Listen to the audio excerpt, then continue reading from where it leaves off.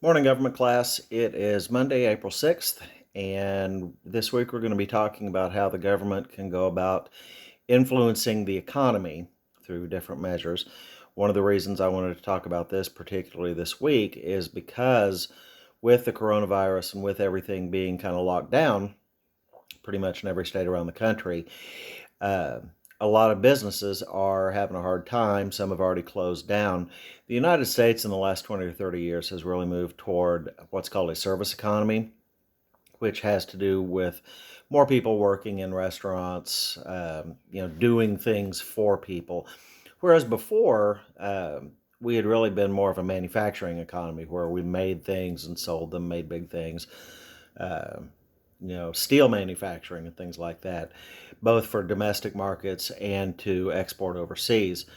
Um, but then with the globalization of the economy, we live in what's called a global economy now, where the United States economy doesn't really exist as separate from the economy in China or the economy in the European Union, um, separately as it once did. So everything's kind of more interdependent. Everything relies on everything else. And when that started happening, a lot of the manufacturing jobs, those jobs were taken overseas by the companies that did them because they can pay workers less in other countries overseas. So we have a more service-based economy now, and that's a lot more vulnerable to things like people having to stay home, not obviously you can see with me, go get their haircut, not going out to eat, things like that. So, with the economy kind of tanking right now and in a bad position, the government a couple of weeks ago took measures between the Congress and President Trump and passed what was called the coronavirus economic stimulus bill. That's not the official name of it. But I wanted to talk to you a little bit this morning about what that bill does. And your reading for today is going to have to do with the bill as well.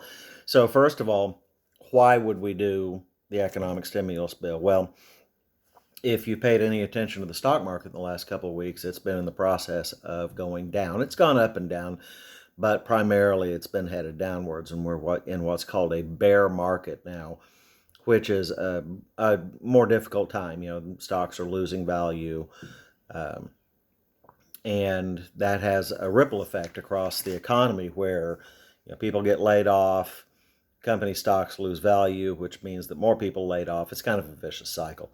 Um, and obviously, the government wants to keep that from happening and from us going into. We're probably in a recession right now.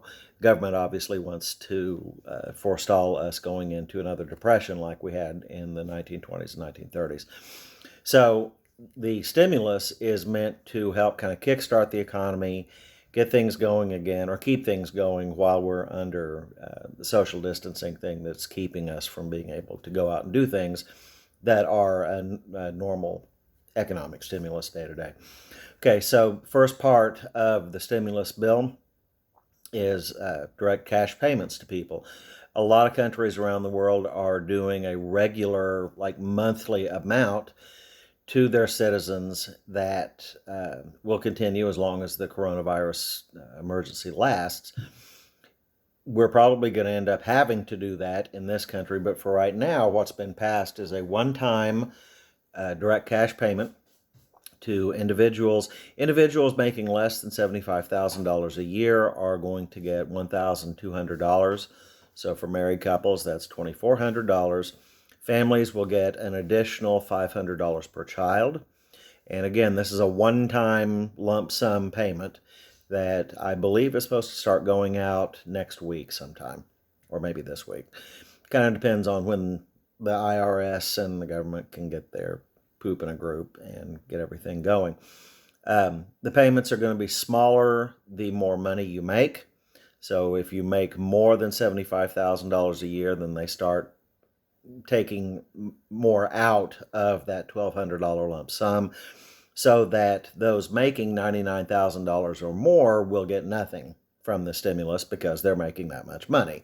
If you're making nearly $100,000, the government's decided you don't need that money. Um, There have been rumors, I don't know that this is the case, that these are essentially a loan that will be paid back through your taxes next year.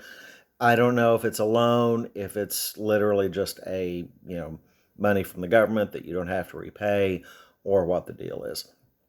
Um, there are issues for some people that are called unbanked.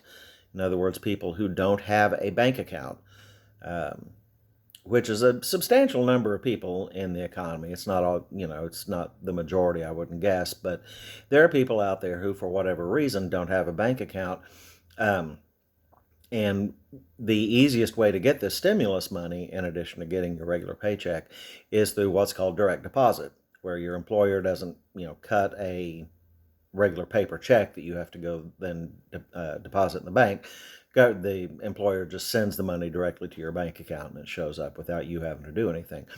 The easiest way to get the stimulus money from this bill is also going to be through direct deposit. But if you don't have a bank account, then you can't get direct deposit. And so it's going to take quite a bit longer for people who don't have bank accounts to get a paper check from the government with this stimulus money. And I've heard that it can take up to 5 weeks. It might take up to 5 months or 20 weeks in order for people to get that. 5 months down the road, I don't know how helpful that's going to be for people. You're also getting, with the stimulus bill, unemployment benefit suspension expansion. So if a worker is laid off through no fault of their own, the federal government is planning to kick in an extra $600 per week for 4 months toward their unemployment benefits. Unemployment benefits are not something that you can get if you quit your job or if you get fired for cause, if you're doing something bad on your job and they fire you, or if you quit, you've never been eligible for unemployment in that case. So same deal holds here, but if you are laid off or what's called furloughed from your job because of the economic downturn related to COVID-19, then you are going to be eligible for this expanded $600 per week for 4 months from the federal government.